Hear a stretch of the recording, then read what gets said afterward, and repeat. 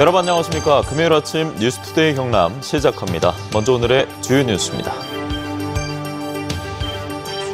올 들어 경남의 출생아 수가 지난해 같은 기간보다 10% 이상 줄어 전국 최고 감소율을 보였습니다. 이처럼 경남의 인구 감소세가 심각합니다. 경남도 장마가 시작됐습니다. 올해 장마는 짧은 시간에 많은 비를 뿌리고 폭염과 폭우가 반복되는 것이 특징입니다. 올해 장마가 시작됐지만 수해 복구가 여전히 진행 중인 곳도 있습니다. 그 현장을 다녀왔습니다. 박동식 사천시장 당선자는 항공우주청 조기 설립과 남강댐 물피해 대책부터 우선적으로 챙기겠다고 강조했습니다. 올해 들어 경남의 출생아 수가 지난해보다 10.3%나 줄어 전국 최고 감소율을 기록하고 있습니다. 다른 지역보다 두드러진 이 현상의 원인이 무엇인지는 조금 더 지켜봐야겠지만 경남의 인구 감소세가 심각한 것만큼은 분명합니다. 김태석 기자입니다. 의령군에서도 가장 인구가 적은 곳 중 하나인 유곡면. 최근 3년 동안 태어난 아이는 2명에 불과합니다. 국가에서 뒷받침을 충분히 해주면은 시골에 와서 농사도 지을 수도 있고 애기도 놀 수가 있는데 그게 안 되니까 그게 상당히 아쉬워요. 올해 1월부터 4월까지 경남의 출생아 수는 5,010명.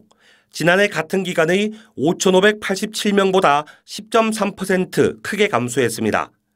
전국 평균 마이너스 3.9%와 큰 차이를 보이면서 전국 최고 감소율을 기록한 겁니다. 다만 이제 월 단위로는 자세한 분석이 어렵기 때문에 이게 경남 지역만의 특징일지는 좀 더 지켜봐야 알 수 있을 것 같고요. 경남의 지난해 출생아 수는 15,558명, 2020년엔 16,823명, 2000년까지 4만 명대를 유지하던 경남의 출생아 수는 20년 만에 15,000명대로 줄었습니다. 반면 올해 1월부터 4월까지 경남의 사망자 수는 지난해 같은 기간보다 2,908명, 38.6% 늘었습니다. 기존의 고령화 현상에 코로나19 오미크론 확산이 더해져서 경남 지역도 전국과 유사하게 이제 1월에서 4월까지 큰 폭으로 사망자 수가 증가하는 모습을 보였습니다. 2016년 경남의 사망자 수는 21,193명, 2020년엔 22,881명, 지난해에는 23,392명으로 해마다 꾸준히 늘고 있습니다. 이런 추이가 지속된다면 경남 전체가 소멸 고위험 지역이 된다는 2047년보다 그 시기가 빨라질 수 있다는 우려가 나오고 있습니다. MBC 뉴스 김태석입니다. 경남도 본격적인 장마에 접어들었습니다. 일단 지금 내리기 시작한 비는 오늘 중에 대부분 그칠 것으로 예보됐는데요. 그런데 올해 장마는 짧은 시간에 많은 비를 뿌리고 폭염과 폭우가 반복되는 것이 특징이라고 합니다. 이재경 기자가 자세히 전해드립니다. 서해상을 중심으로 정체전선에서 발달한 기다란 비구름의 띠가 형성됐습니다. 서쪽에서 동쪽으로 또 남쪽으로 정체전선이 점차 이동하면서 경남도 장마 영향권에 들어갔습니다. 오늘 낮까지 거창과 하동, 산청, 함양 등 경남 서부 내륙으로는 50에서 100mm, 그 밖에 경남 지역으로는 30에서 70mm의 비가 쏟아질 것으로 예보됐습니다. 다가오는 주말 경남은 정체전선의 영향에서 벗어나 대체로 흐린 날씨가 이어지겠지만 일부 내륙 지역을 중심으로는 대기가 불안정해 소나기가 내리는 곳이 있겠습니다. 이번 장마 기간 동안에는 폭염과 폭우가 반복될 것으로 기상청은 보고 있습니다. 다음 주 화요일부터는 중부지방을 중심으로 또다시 장맛비가 예보됐습니다. 28일부터는 다시 정체전선이 활성화되면서 중부지방 중심으로 장맛비가 내릴 것으로 보이나 경남 지역으로까지 확대는 현재 변동성이 큰 상황입니다. 대기가 극도로 불안정해 이번 비는 짧은 시간 동안 국지적으로 천둥 번개를 동반한 강한 비가 올 것으로 전망되는 만큼 창원 기상대는 가능한 야영을 자제하고 시설물 관리와 각종 안전사고에 각별히 유의해달라고 당부했습니다. MBC 뉴스 이재경입니다. 네, 앞서 전해드린 것처럼 이번 장마는 폭염과 폭우가 반복될 것으로 보입니다. 그런데 장마로 피해를 본 곳 가운데 방제시설이 지어지지 않거나 2년 전의 피해가 복구되지 않은 곳도 있습니다. 이번 장마에 다시 피해를 입지 않을까 주민들의 우려의 목소리가 나오고 있습니다. 부정석 기자입니다. 시설하우스 단지가 밀집된 하동군 정량면 고절지구입니다. 지난 2020년 8월 집중호우 때 배수가 제대로 안 되고 강물까지 역류하면서 하우스 단지가 침수돼 큰 피해가 났습니다. 하동군은 수해 이후 배수처리 용량 증설 공사에 나섰지만 이미 완공 예정일을 1년이나 넘겼습니다. 공사 완공 전 시작된 장마에 주민들은 다시 불안해하고 있습니다. 제때 책정이 생겼는데 이시까지 저러고 앉았어요 지금. 지금 우리 농민들이 지금 애가 터져갖고 뭐 몇 번 군애랑 이야기를 했었는데도 인자 저러고 앉았습니다 지금. 지난 2020년 7월 하천 범람으로 마을이 잠겼던 합천군 율곡면입니다. 보상 문제 등으로 공사가 늦어지면서 지금도 복구 공사가 진행되고 있습니다. 이르면 오늘 12월 준공 예정이지만 최근 레미콘 파업 등으로 공사가 지연되고 있습니다. 본격적인 장마는 시작됐지만 하천 범람을 막아주는 제방 공사는 지금도 진행 중입니다. 장마 걱정과 함께 지역 주민들은 복구 공사가 너무 늦게 시작됐다며 하소연합니다. 이게 늦게 시작했지. 작년에 시작해도 뭐 할 낀데 작년에 못하고 올 봄에 시작해도 봄에 해가지고 지금. 지난 2020년부터 지난해까지 7월과 8월 사이 장마를 포함해 집중호우로 인한 피해 지역은 경남에만 689곳, 이 중 680곳에 대한 복구 작업은 완료됐습니다.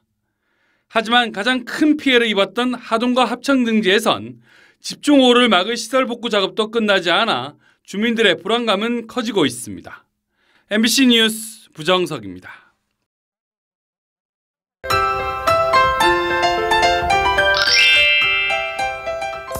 정체전선의 영향으로 밤사이 강한 비가 내린 곳이 있습니다. 현재 우리 지역에 내려졌던 호우특보는 거의 해제되고 하동에만 호우주의보가 발효 중인데요. 오늘 비는 오전 중 대부분 그치겠지만 경남 남해안 지역은 늦은 오후까지도 이어지는 곳이 있겠습니다. 특히 오늘 아침까지 돌풍과 천둥, 번개를 동반한 시간당 30mm 내외의 강하고 많은 비가 내리는 곳이 있겠습니다. 오늘 경남 남해안 지역은 강풍을 주의하시길 바랍니다. 거제와 통영에는 강풍주의보가 내려져 있는데요.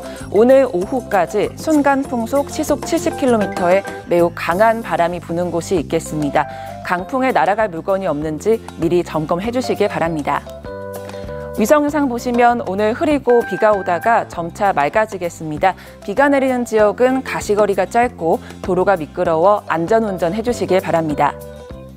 오늘 어제와 기온 비슷합니다. 현재 기온 보시면 함안 23도, 창원 23도, 양산 24도 내외를 보이고요.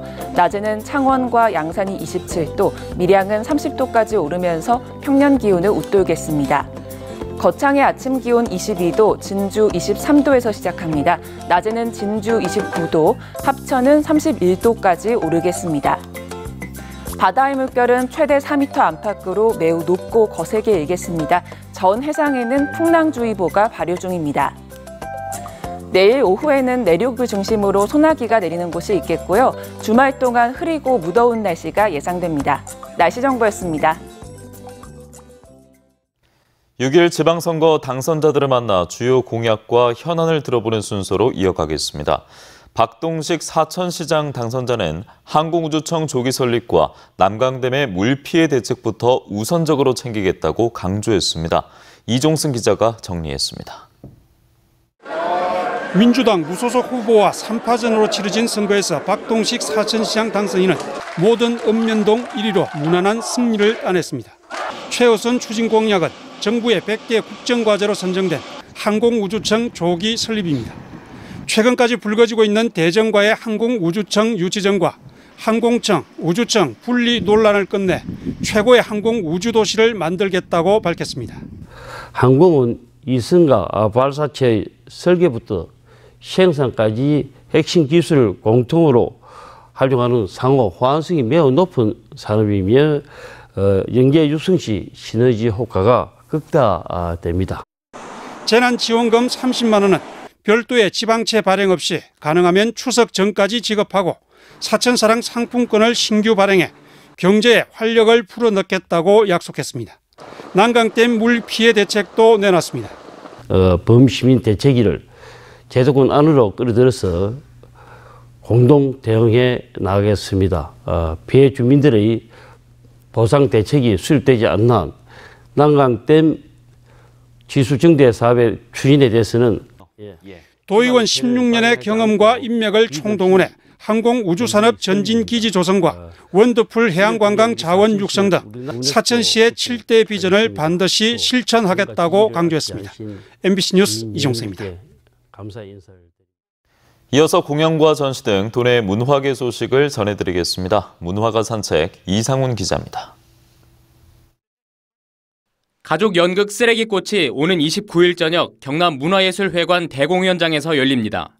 쓰레기꽃은 지난 2018년 서울 아시태지 겨울축제에서 어린이 연극 대상을 받은 창작극으로 주인공 철수가 쓰레기장에 버려진 로봇 장난감을 찾아가는 과정을 아이 시선에서 그린 연극입니다.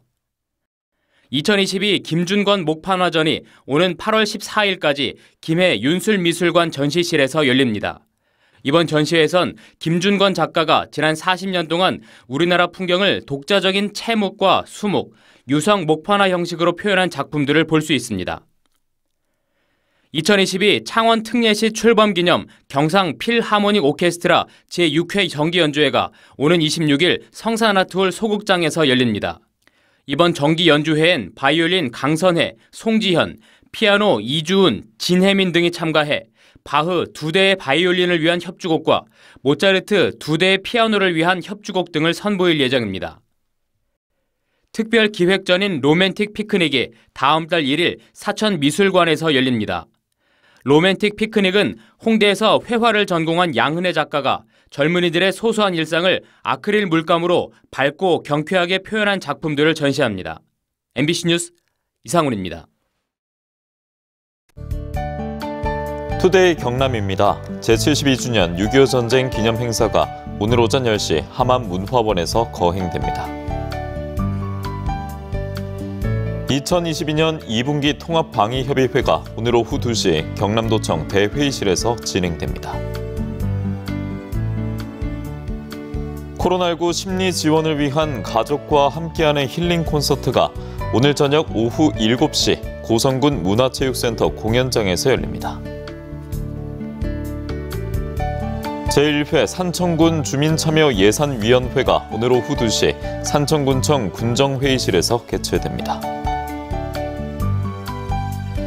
제14회 경상남도 여성농업인 대회가 오늘 오전 11시 진주체육관에서 펼쳐집니다. 경상남도는 거제 장목 관광단지 개발 사업을 위해 우선 협상 대상자로 선정된 JMTC 컨소시엄과 사업협약 체결 협상단을 구성해 어제 첫 회의로 본격적인 협상을 시작했습니다. 장목 관광단지는 1996년 국제해양관광단지 지정 이후 IMF 경제 위기 등을 거치면서 민간 사업자가 사업을 포기하는 등 25년간 개발이 늦춰져 왔습니다. 한국세라믹기술원과 한국실크연구원이 진주 실크 산업의 활성화와 경남권 일자리 창출을 위해 손잡았습니다. 두 기관은 앞으로 경상남도와 진주시로부터 27억 원의 예산을 지원받아 진주 실크의 첨단 세라믹 소재 기술의 융복합을 시도한 제품 개발에 나섭니다. 거창군이 농림축산식품부 농촌협약 공모사업에 선정돼 430억 원의 농촌지역개발 사업비를 확보했습니다. 거창군은 내년부터 2027년까지 앞으로 5년 동안 이 예산으로 농촌 중심지 활성화 사업과 기초생활 거점 조성 사업, 그리고 시군 역량 강화 사업 등을 추진할 계획입니다. 경상남도가 운영하는 대학생 기숙사인 남명학사 창원관에서 원생 10명이 식중독 의심 증상을 보여 역학조사가 진행되고 있습니다. 이들은 지난 16일 남명학사 창원관 식당에서 식사를 한 이후 식중독 증상이 나타난 것으로 전해졌으며 검사 결과는 일주일 정도 뒤에 나올 것으로 보입니다. 더불어민주당 거제시 지역위원회는 성명을 내고 저임금으로 기술 인력이 유입되지 않는 것이 조선산업 경쟁력을 약화하고 특히 협력업체 기성단가 인상은 불가피하다며 지난 2일부터 계속되는 대우조선 하청업체 노조의 파업에 공감했습니다. 또 대우조선의 대주주인 산업은행의 결단이 필요한 시기이며 산업은행이 결정할 수 있도록 서일중 국회의원이 역할을 해달라고 제안했습니다.